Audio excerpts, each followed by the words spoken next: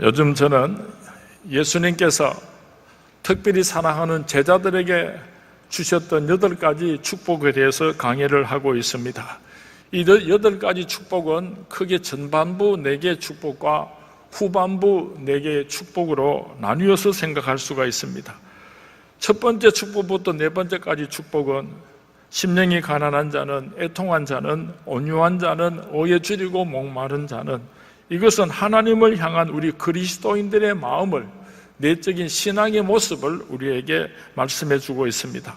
그리고 5번째 축복에서 8번째까지의 축복을 긍휼히 여기는 자는, 마음이 청결한 자는, 화평케 하는 자는, 의를 위하여 핍박을 받는 자는, 이 4가지 축복은 사람을 향하여서 우리 그리스도인들이 어떻게 살아가야 하는가, 그럴 때에 어떤 축복을 받게 되는가에 대한 말씀을 주고 있습니다.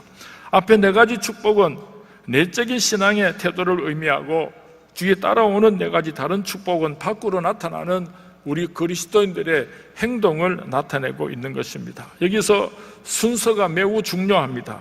먼저 속이 채워지지 않으면은, 먼저 첫 번째 축복에서 4번째 축복을 받지 아니하면은 그 다음에 축복을 이루어 드릴 수가 없는 것입니다. 속이 채워지고 나서 외적으로 하나님께서 우리에게 부탁하신 사명을 감당하게 될 때에 놀라운 하나님의 축복으로 채워주시겠다고 약속을 하고 있습니다. 긍휼히 여기는 자는 복이 있나니, 이 긍휼이라고 하는 말은 한자어로는 불쌍히 여길 긍, 구휼, 건져낼 슐, 이렇게 두 단어를 가지고, 두 한자어를 가지고 긍휼이라 그렇게 표현을 합니다. 헬라어로는 엘레오스라고 하는 단어인데 불쌍히 여긴다, 자비를 베푼다라고 하는 뜻을 가지고 있습니다. 구체적으로 말하면은 단순히 남을 동정하는 데서 끝이 나는 것이 아니라 진실하게 우리가 그 사람의 마음속에 들어가서 그 입장에서 그의 눈으로 사물을 바라보고 그의 마음으로 생각하고 그의 느낌으로 함께 느끼는 것, 이것이 바로 성경이 말하는 긍휼인 것입니다. 하나님께서는 우리에게 긍휼을 보여주시고 너희들이 긍휼해야 한다고 우리에게 말씀하고 있습니다. 하나님께서 우리에게 어떤 긍휼을 보여주셨습니까? 요한복음 8장에 보면은 간음하다가 현장에서 잡힌 참 불쌍한 여인을 소개하고 있습니다. 바리새인과 서기관들이 간음하다가 현장에서 붙잡힌 불쌍한 한 여인을 예수님께로 이끌고 옵니다. 머리는 헝클어지고 옷은 찢겨져 있었습니다. 여인은 많은 사람들 앞에서 수치심과 죄책감과 그리고 두려움에 벌벌 떨고 있습니다. 군중들은 손에 돌을 들고 씩씩거리면서 예수님에게 이렇게 질문을 합니다. 율법에 이런 여자는 돌로 치라 명하였는데 선생은 어떻게 하겠습니까? 예수님께서는 그 성난 무리들을 향하여서 말씀하시기를 너희 중에 죄 없는 자가 먼저 돌로 치라, 이렇게 말씀을 하시니까 어른에서부터 시작해서 어린아이에 이르기까지 그들이 들고 있던 손을 다 내려놓고 자기들도 자신을 돌아보니까 다 죄인이니까요, 그렇게 다 돌아가고 이제는 예수님과 이 불쌍한 여인과 둘만 남게 되었습니다. 그때 예수님께서 이 여인에게 말씀하시기를 나도 너를 정죄하지 아니하노니 가서 다시는 죄를 범치 말라고 말씀하셨습니다. 간음하다가 현장에서 붙잡힌 여인은 누군가 하면은 다른 사람이 아닙니다. 바로 나라고 하는 것입니다. 우리들의 죄가 드러나지 않았을 뿐이지 숨겨진 모든 죄악들이 드러난다고 한다면은 우리는 이 간음하다가 현장에서 붙잡힌 여인보다 더 취약한 죄인들일 것입니다. 누가 감히 거룩하신 하나님 앞에서 내가 죄 없다 할 수가 있겠습니까? 주님께서 우리의 죄와 허물을 십자가의 사랑으로 덮어주시고 가려주셨기 때문에 오늘 이 자리에 나와서 우리가 하나님을 만나고 예배를 드리고 있지만은 사실은 우리가 하나님 앞에서 간음하다가 현장에 붙잡혔다가 예수님을 통하여서 용서받은 사람들입니다. 이것이 바로 하나님께서 우리에게 보여주시는 크신 긍휼의 한 단면인 것입니다.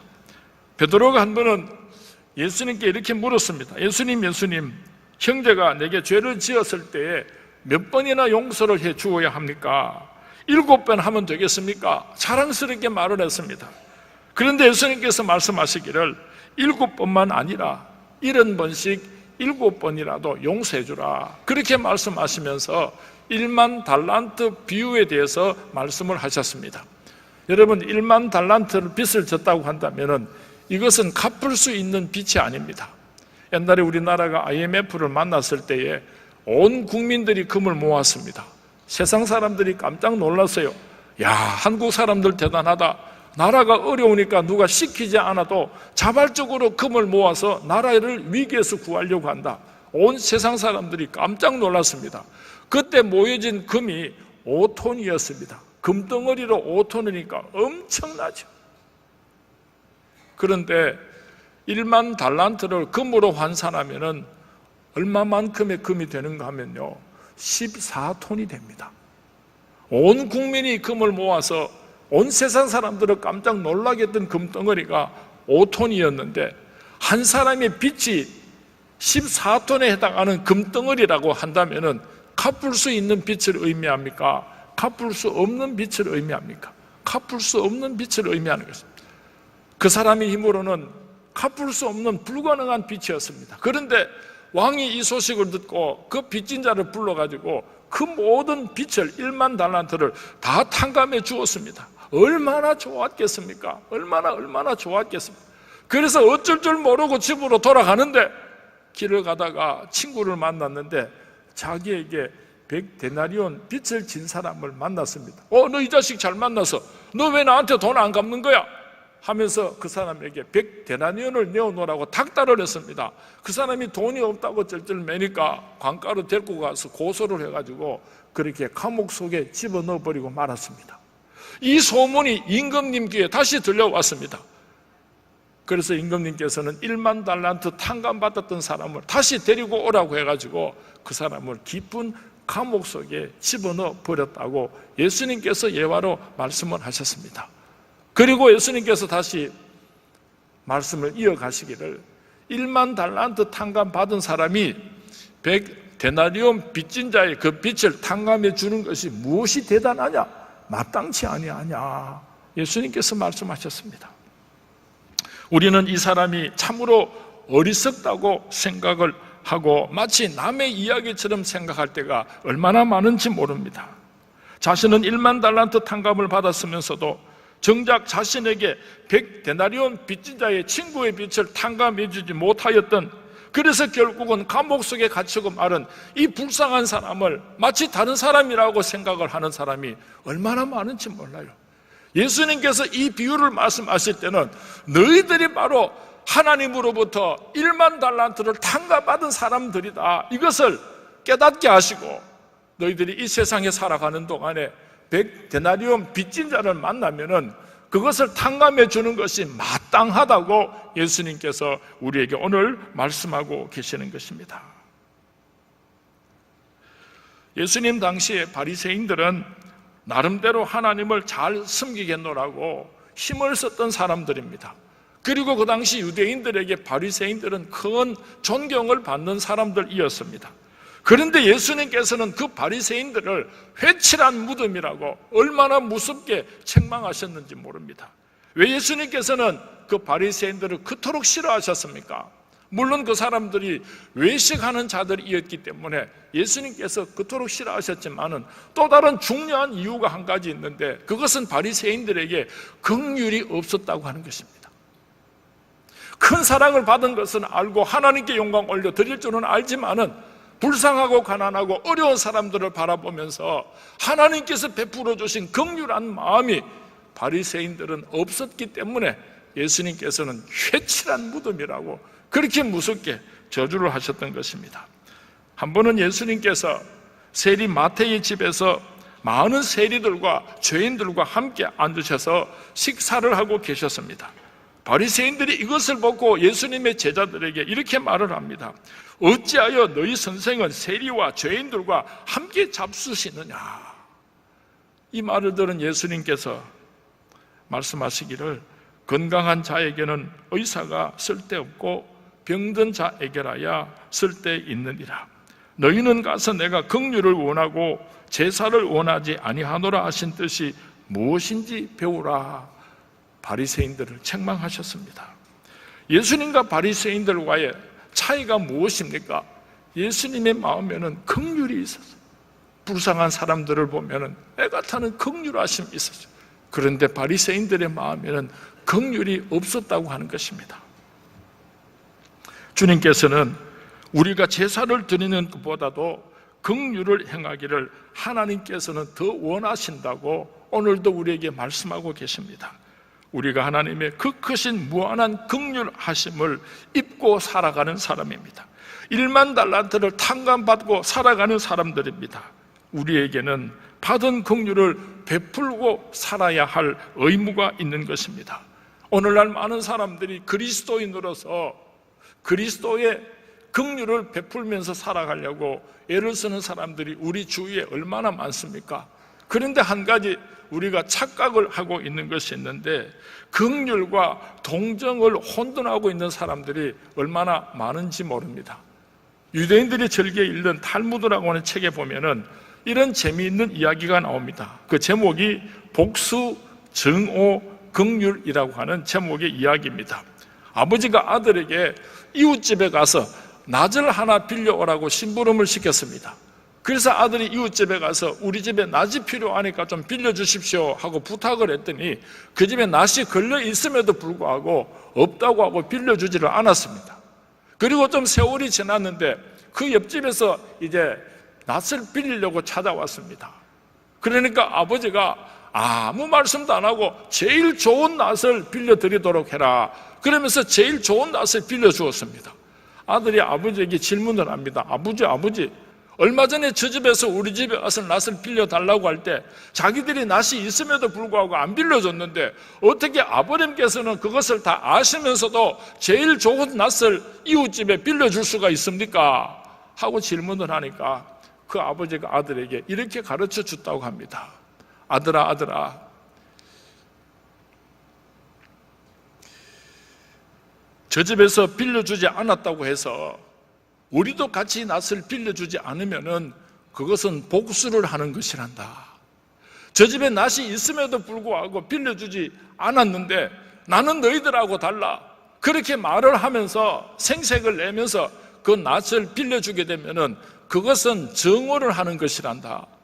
옆집에서 낫이 필요하기 때문에 빌려달라고 쫓아왔을 때에 과거에 섭섭했던 기억들 생각도 하지 않고 오늘 그 집에 필요한 것을 알고 도와주기 위해서 내가 제일 좋은 아끼는 낫을 빌려주는 것, 그것이 바로 긍휼이란다 하고 사랑하는 아들에게 가르쳐 주었다고 합니다. 오늘 우리는 많은 경우에 복수를 하면서 살아갈 때가 있는가 하면은 정오를 하면서도 그것을 긍휼이라고 사랑이라고 착각을 할 때가 얼마나 많은지 모릅니다. 우리가 긍휼을 베풀 때 한 가지 주의해야 되는 것은 그 사람의 자존심이나 인격을 다치게 해서는 안 된다고 하는 것입니다. 정말 귀한 일들을 했습니다. 너무 가난하고 어려울 때 연탄을 사다가 그렇게 도와주기도 하고 자식들 등록금을 대어주기도 하고 전세금을 대신해서 물어주기도 하고 우리 교회 성도님들 가운데 참 힘껏 어려운 이웃을 돕는 사람들이 얼마나 많은지 모릅니다. 그런데 그렇게 선한 사업을 해놓고 자기 입으로 이제 광고를 합니다. 내가 저 사람을 어떨 때 이렇게 도와줬다, 내가 저 사람을 이렇게 도와줬다 하고 자기 입으로 선전을 하게 되니까 그 도움을 받았던 사람이 자존심이 상하고 너무너무 부끄럽고 창피해서 얼굴을 들지 못하고 마음에 깊은 상처를 안는 사람들을 종종 보게 되는 것입니다. 예수님께서 말씀하시기를 선한 사업을 할 때에 왼손이 하는 걸 오른손이 모르게 하라 그렇게 말씀하셨습니다. 혹 그 사람이 내가 어려울 때 목사님께서 이렇게 도와주셔서 내가 오늘 이렇게 잘 살게 되었습니다. 내가 참 힘들고 어려울 때 우리 장로님께서 권사님께서 집사님께서 나를 이렇게 도와주셨습니다 하고 그 사람이 입으로서 하나님께 영광을 올려드리고 그 사람의 입으로서 많은 사람들에게 감사와 간증을 하는 것은 얼마나 보기 좋고 아름답겠습니까? 내가 한 일을 내 입으로 스스로 광고를 하다가 혹 나에게 도움을 받은 사람이 마음에 깊은 상처를 입지 않도록 우리는 배려해야 할 것입니다. 신약성경 언어인 헬라어의 긍휼히 여기다, 불쌍히 여기다고 하는 말은 스플랑크니 조마이라고 하는 그런 단어를 사용하고 있는데, 이 말의 의미성에는 내장이라는 뜻을 포함하고 있습니다. 긍휼이라고 하는 말은 내장이 흔들리고 뒤틀리는 것 같은 아픔을 느끼는 것을 의미하고 있습니다. 예수님께서는 불쌍한 사람들을 바라보면서 내장이 흔들릴 정도의 아픔을 느끼셨기 때문에 그들을 그냥 내버려 두실 수가 없고 긍휼히 여겨주셨던 것입니다. 나인성 과부가 울면서 아들의 상녀 뒤를 따라가고 있을 때에 아들이 죽을 때까지 어머니 너는 무엇을 했느냐 하면서 책망하지 아니하셨습니다. 내장이 흔들리는 측은한 마음으로 그 불쌍한 여인의 아들을 살려주셨던 것입니다. 수많은 병자들을 만났을 때도 왜 이렇게 병이 깊어지도록 관리하지 않았느냐 하고 책망하지 아니하셨습니다. 내장이 흔들리는 불쌍한 마음을 가지고 그들을 고쳐주시고 먹여주셨던 것을 우리는 잘 알고 있습니다. 사랑하는 수문의 성도님, 예수님의 마음을 가지고 불쌍하고 힘들고 어려운 이웃들을 만날 때에 우리 내장이 흔들리는 것 같은 그런 애절한 애통한 마음을 가지고 도와줄 수 있는 우리 서문의 모든 성도님들이 될 수 있기를 주님의 이름으로 축원을 드립니다. 긍휼히 여기는 자는 복이 있다고 예수님 말씀하셨는데, 누구에게 긍휼을 베풀어 주어야지 되는가? 나하고 친한 사람, 내가 잘 아는 사람, 이런 사람들에게 긍휼을 베푸는 것이 아니라 지금 이 순간에 고통을 당하고 있는, 오늘 내가 도와주지 않으면 안 되는 바로 그 사람을 도와주는 것, 이것이 바로 오늘 예수님께서 우리에게 부탁하시는 긍휼인 것입니다. 어떤 사람이 예리고로 내려가다가 강도를 만나서 그만 죽게 되었습니다. 제사장과 레위인이 그 곁을 지나가다가 강도를 맞아 죽어가는 사람을 발견했습니다. 그런데 그들은 불쌍히 여기는 동정하는 마음은 있었지만은 용기를 내어서 도와줄 행동은 없었습니다. 그래서 이런 핑계 저런 핑계를 대면서 그 강도 만나 죽어가는 사람을 피해서 도망을 가고 말았습니다. 사마리아 사람이 지나가다가 강도 만나 죽게 된 사람을 만나게 됩니다.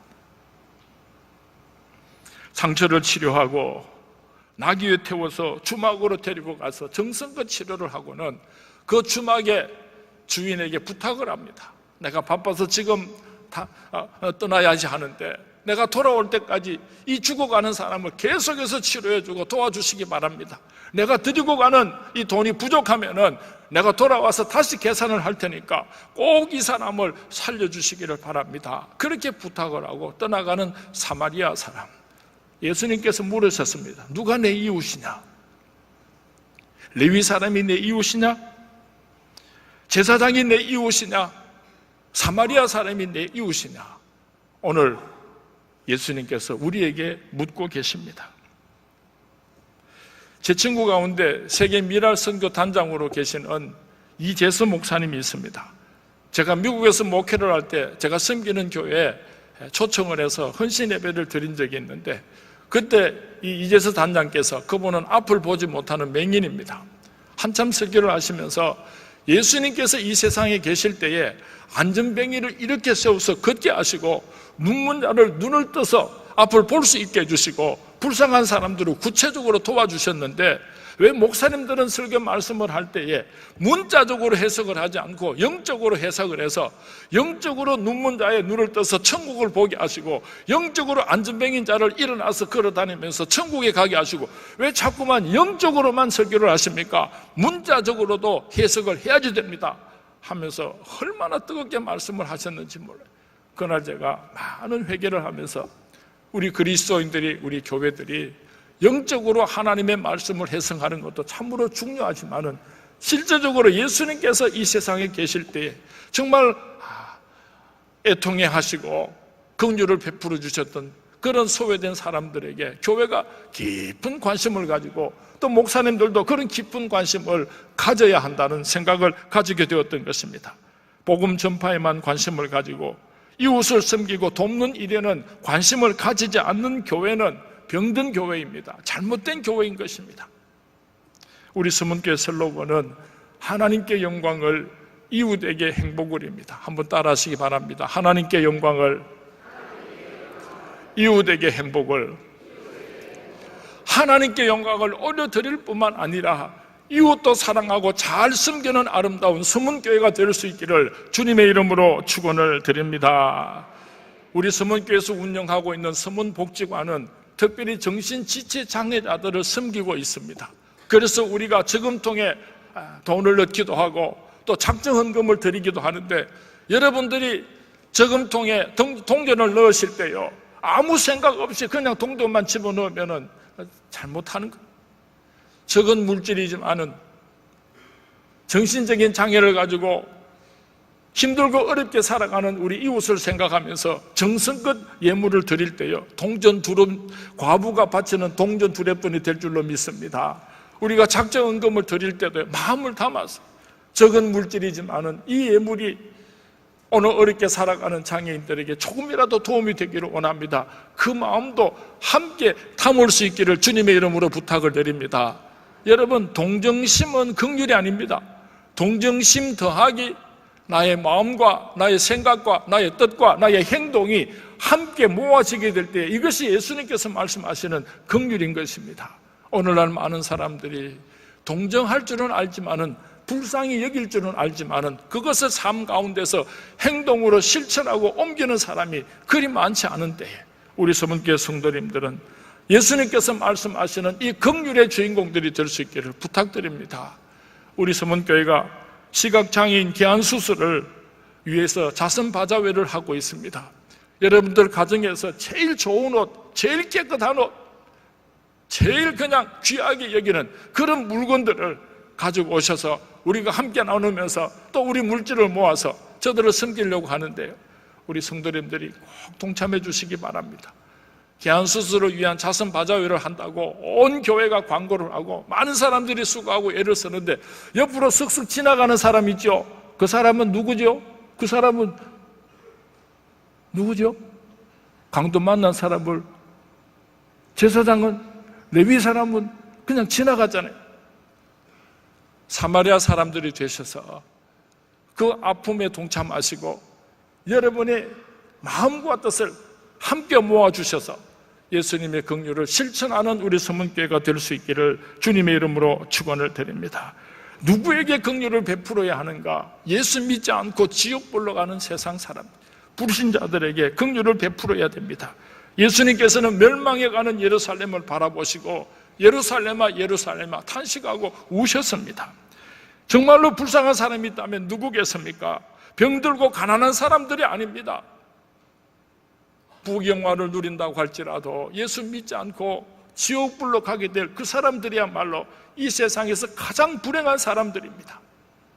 잘 사는 사람이나 못 사는 사람이나 우리는 다 죽음을 향해서 달려가고 있습니다. 언젠가는 우리가 죽어서 두 갈래 길, 한 사람은 천국에 들어가고 또 한 사람은 지옥불로 들어갈 텐데, 내 사랑하는 형제 자매, 내 사랑하는 친구들, 아직도 예수를 모르고 지옥불로 달려가는 사람들에게 긍휼을 베풀어야지 되는 것입니다. 예수 믿으십시오, 예수 믿으십시오, 그렇게 복음만 전가하는 것이 아니라 빵도 함께 주고 사랑도 함께 주고 땀도 함께 나누고 그들에게 구체적으로 도움을 주어서 그 사람들이 예수 믿고 천국 갈 수 있도록 불신자들에게 긍휼을 베풀어주는 우리 서문의 모든 성도님들이 될 수 있기를 바랍니다. 이제 9월달이 되면은 아주 특별한 만남이 시작될 것입니다. 여러분이 누구를 하나님께로 인도할 것인가, 여러분들이 전도하기를 원하는 사람의 이름을 꼭 기록하시고 그 사람들을 위해서 기도하실 뿐만 아니라 구체적으로 도움을 줄 수 있는, 예수님의 이름으로 사랑을 함께 나눌 수 있도록 준비할 수 있기를 주님의 이름으로 부탁을 드립니다. 누구에게 긍휼을 베풀어야 하는가? 나를 박해하는 사람에게, 나의 원수에게 긍휼을 베풀라고 예수님께서 말씀하고 있습니다. 스데반은 자기를 돌로 치는 자들을 위해서 이렇게 기도했습니다. 그들이 돌로 스데반을 치니 스데반이 부르짖어 이르되 주 예수여 내 영혼을 받으시옵소서 하고 무릎을 꿇고 크게 불러 이르되 주여 이 죄를 그들에게 돌리지 마옵소서 이 말을 하고 자니라. 자기를 핍박하고 돌을 던져서 죽이는 무리들을 향하여서 하나님 저 사람들을 저주하여 주십시오 그렇게 기도하지 않고, 저들이 모르고 하는 짓이니까 저들을 용서해 주시기를 바랍니다.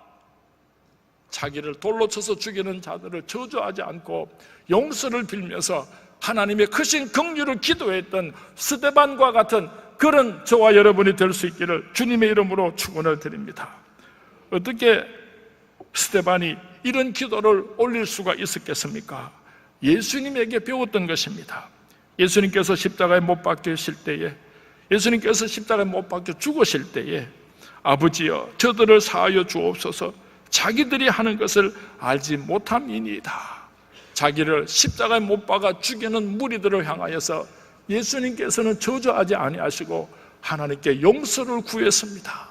하나님의 크신 긍휼을 기도했습니다.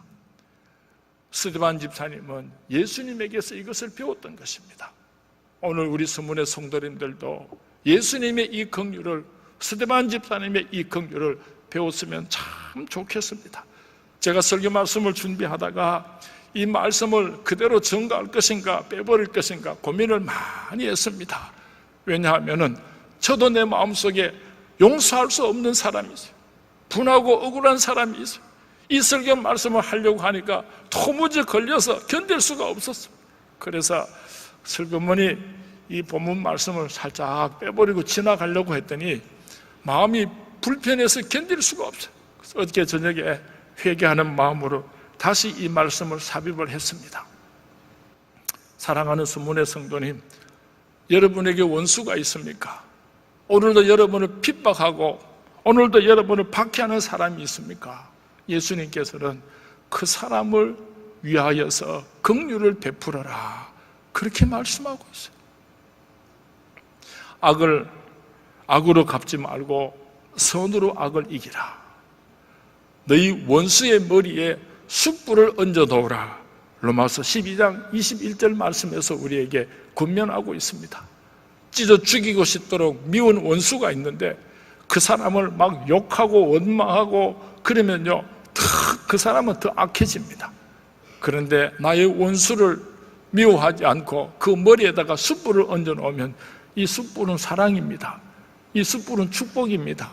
이 숯불은 그 사람에게 베푸는 내 그런 정성들입니다.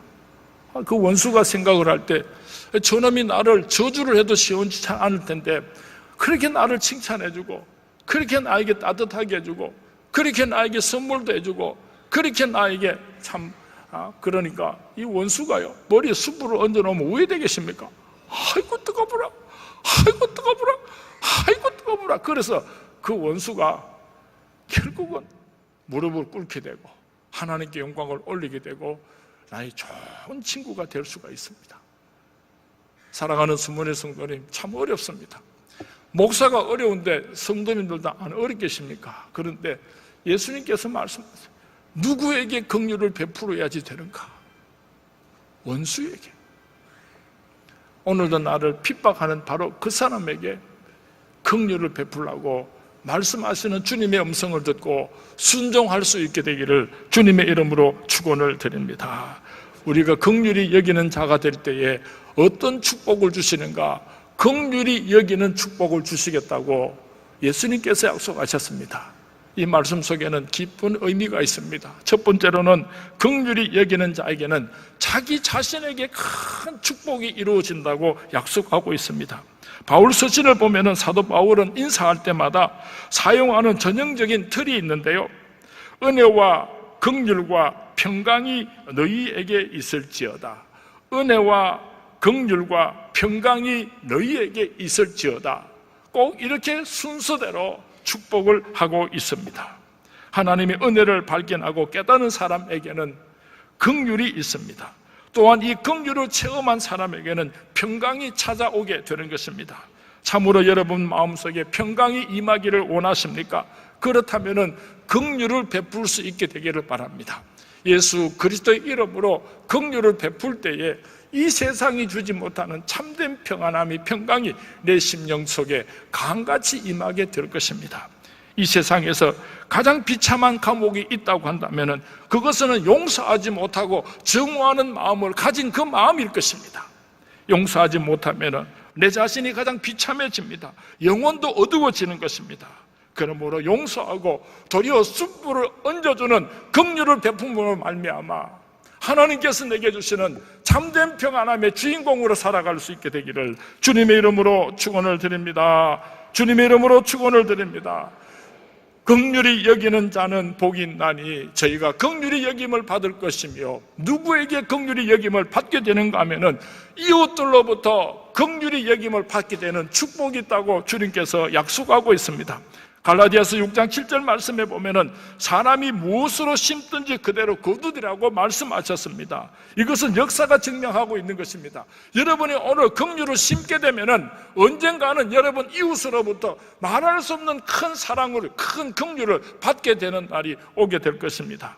1992년 4월 29일 미국 LA에서 흑인 폭동이 일어났습니다. 로드니 킹이라고 하는 한 흑인을 백인 경찰관들이 무리하게 체포하면서 일어난 사건입니다. 체포 장면이 폭로되면서 흑인들의 인종차별에 대한 불만이 불을 붙이게 되었고, 특히 경찰들을 재판하는 과정에서 무죄 판결이 내려지자 흑인들의 항의가 폭동으로 변하고 말았던 것입니다. 그런데 이 폭동으로 인해 많은 한인 상가와 한인 타운이 방화와 약탈로 큰 피해를 입게 되었습니다. 왜냐하면 우리 한국 사람들이 흑인들을 상대로 장사를 하면서 그들을 업수히 여기고 인색하게 구두쇠 노릇을 했기 때문에 한국 사람들이 흑인 사람들에게 좋지 못한 감정을 가지고 있었던 것입니다. 그래서 그 골목에 있는 모든 상가들을 다 때려 부수고 불을 지치고 또 그리고 물건들을 훔쳐가고 아수라장이 되었는데요, 몇몇 한국 사람들이 운영하는 가게 앞에는 흑인들이 10명씩 20명씩 둘러서가지고 절대로 이 가게를 부술 수 없다, 이 가게는 보호해줘야지 된다 하면서 목숨을 걸고 지켜주는 그런 한인 가게들이 있었습니다. 그 한인 가게 주인들은 평소에 흑인들을 사랑했던 사람입니다. 섬겼던 사람들입니다. 가난한 사람이 죽으면 장례식을 대신 치러주기도 하고, 가난한 사람들을 자녀들이 공부할 수 있도록 장학금을 대어주기도 하고, 얼마나 참 흑인들을 사랑하고 섬겼는지 몰라요. 그러니까 이 폭동이 일어났을 때 이 가게는 절대로 해치면 안 된다고 목숨을 걸고 흑인들이 앞장을 서서 한국 사람들의 가게를 지켜주는 그런 가게들도 있어서 많은 사람들에게 감동을 준 적이 있습니다. 여러분이 어려운 일을 당할 때에 이 사람은 하나님의 사람입니다.